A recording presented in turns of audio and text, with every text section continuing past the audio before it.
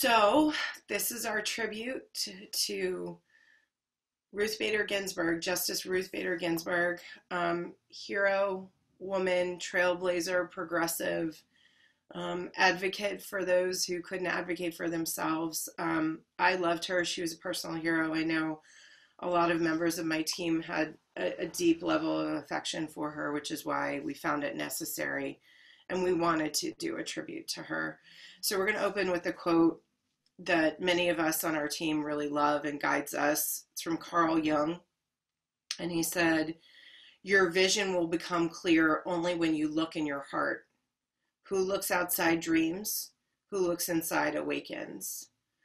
And Ruth Bader Ginsburg was a perfect example of that. So let's start. Let's get a little history about her for those of you that don't know her history. And this is why she was so precious to our country. And I would go as far as to say she was a national treasure. Basically, she was, a heart-led leader who led with her heart, was so clear on her purpose, as you'll see, from a very young age. She was an inspiration to women worldwide and a guiding light in the arena of justice in America. So here are some quick facts, and we'll put them up on the screen for you. Her name was Ruth Bader Ginsburg, but she was born Joan Ruth Bader. And we'll tell you why she changed her name in a little bit. She was born March 15th, 1933 in New York City, New York. She died last Friday, September 18th, 2020, age 87 in Washington, D.C. Her title, when she started, was the Associate Justice of the Supreme Court of the United States from 1993 to 2020. She was the second woman to serve on the Supreme Court. So here's a little bit about Ruth's childhood. She was born Joan Ruth Bader. She was the younger of two children of Nathan Bader, a merchant, and Celia Bader. Her elder sister, Marilyn, died of meningitis at the age of 6 when Joan was 14 months old. So, okay, she's 14 months old and her older sister passes from meningitis. Outside of her family, Ginsburg began to go by the name Ruth in kindergarten to help her teachers distinguish her from other students named Joan. So, okay, she's 6 years old and she has the foresight and let's call it like a future casting kind of mindset that she wanted to distinguish herself. And we know from psychology that by the age of 6, your personality is set.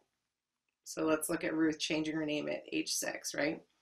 So the Baders were an observant Jewish family, and Ruth attended synagogue and participated in Jewish traditions as a child. She excelled in school, where she was heavily involved in student activities and earned excellent grades. At about the time when Ruth started high school, Celia, her mother, was diagnosed with cancer, and she died of the disease 4 years later, just days before Ruth's scheduled graduation ceremony, which Ruth could not attend. So now she's lost two powerful women in her life, her sister from meningitis, and now her mother. And we know that death of people close to you can imprint on your heart, and you carry them with you for the rest of your life. So how did she become an advocate for gender equality? Ruth entered Cornell University on a full scholarship. Now I want you to think about the time in our history. Okay, so this was in the 40s. She entered an Ivy League school as a woman, as a Jewish woman, and on a full scholarship. It's amazing, right? During her first semester, she met her future husband, Marty Ginsburg, who was also a student at Cornell. Martin and Ruth were married in June of 1954, 9 days after she graduated from Cornell. Ruth went on to study at Harvard Law after becoming a mother. Okay, so let's look at this again. 1950s, Harvard, Jewish, mother, woman. I mean, again, like I'm getting chills because this is not normal.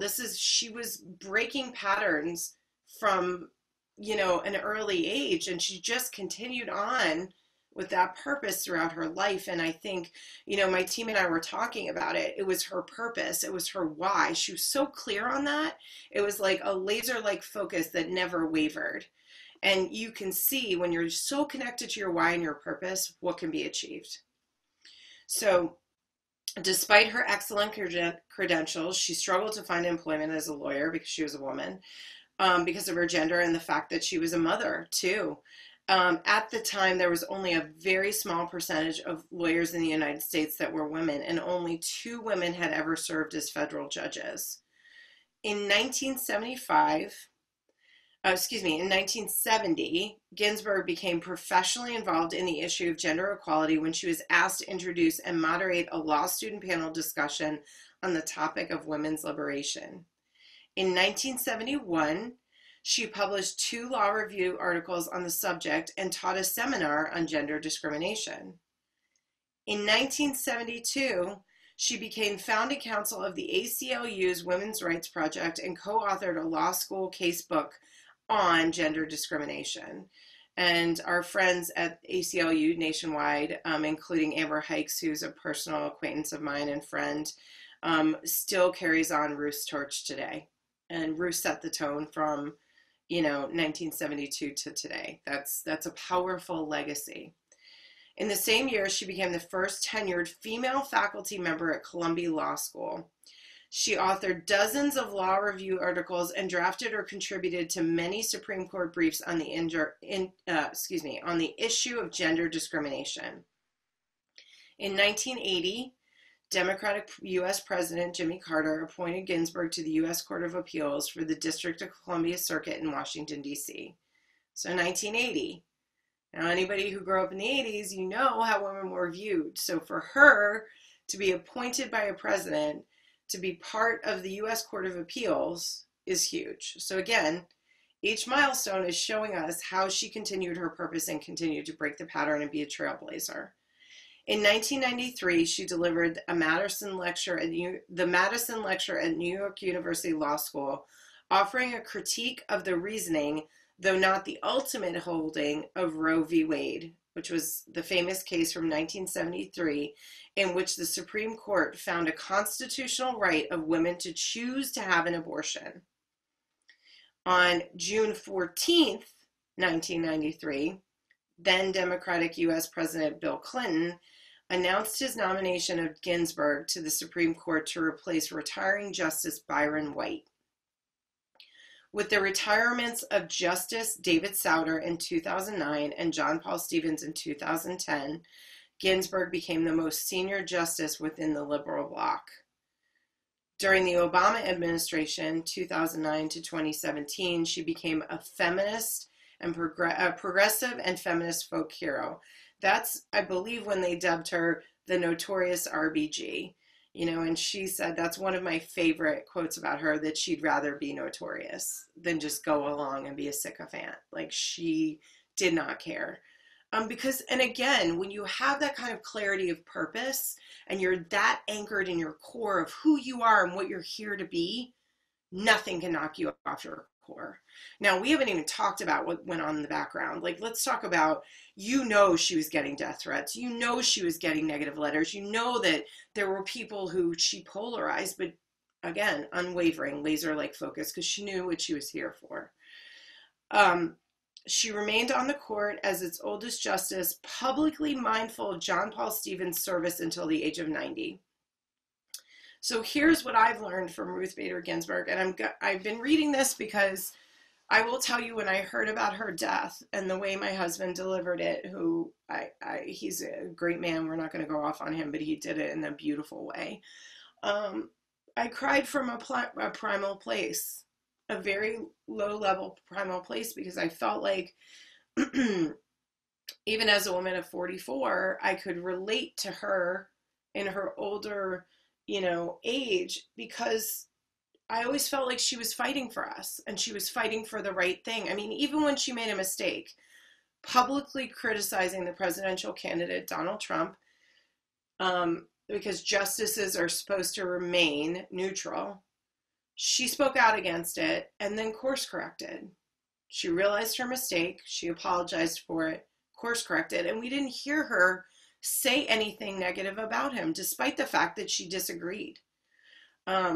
She had this grace and power and love and clarity and strength. And for me, even though she was teeny, she was like this towering figure, you know, and she's somebody I hold myself up against as a standard, you know. She led with her heart and really embodied the way, in this quote, she embodied and enacted this quote that she said, fight for the things that you care about, but do it in another way that will lead others to join you. What I learned from that quote is, you know, shame and guilt and yelling and lecturing does not have a place in this social justice movement. We have to appeal to the hearts and souls of people and get back to that emotional connection and have them understand that these things that Ruth fought for were about preserving our humanity.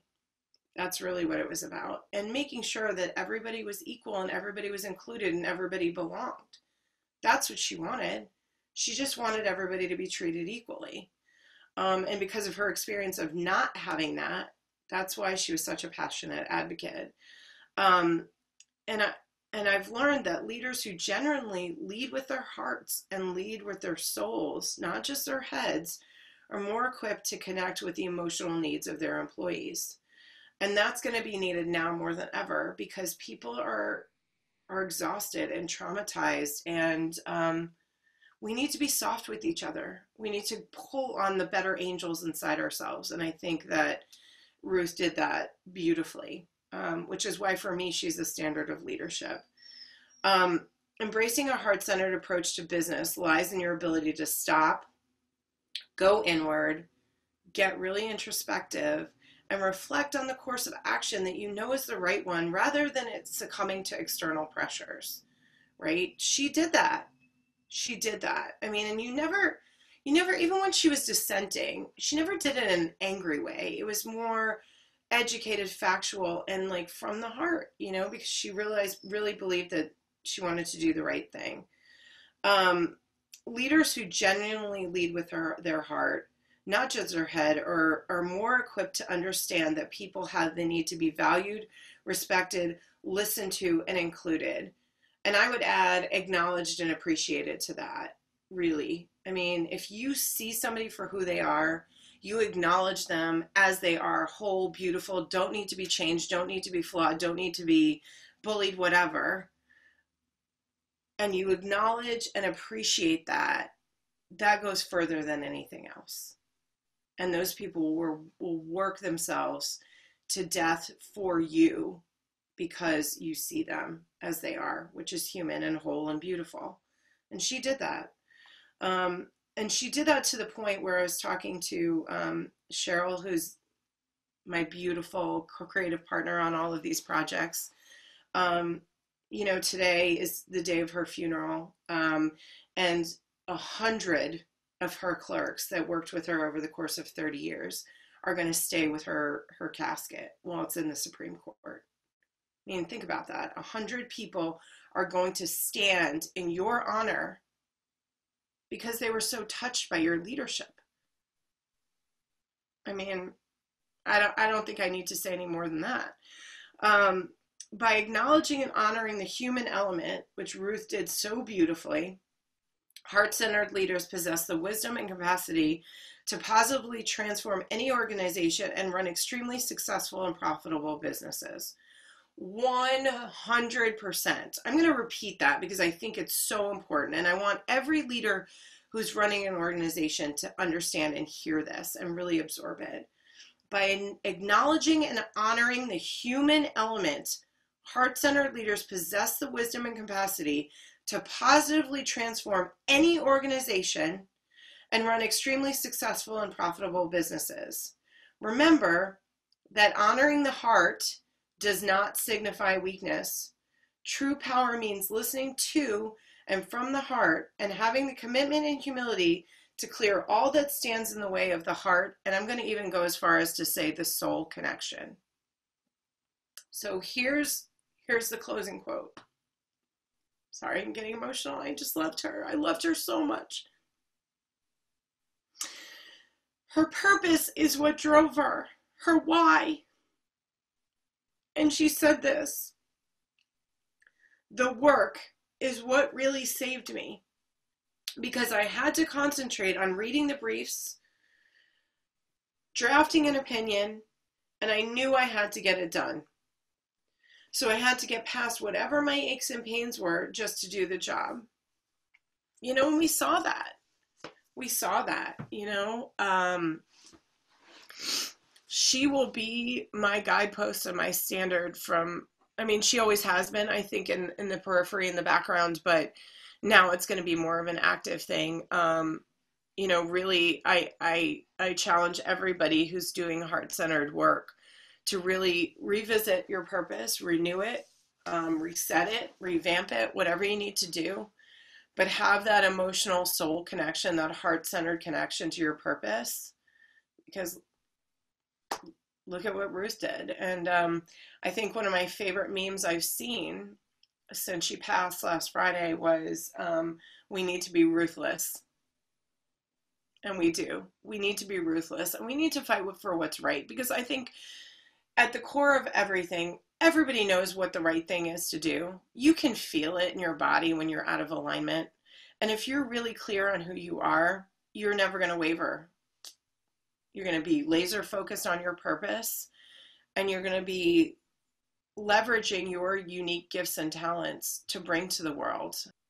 You know, Ruth, until we meet again, I'm going to try and continue your work in my own small way and in my own way. And I'm grateful that I was alive when she was, so I could see her work. And thank you so much.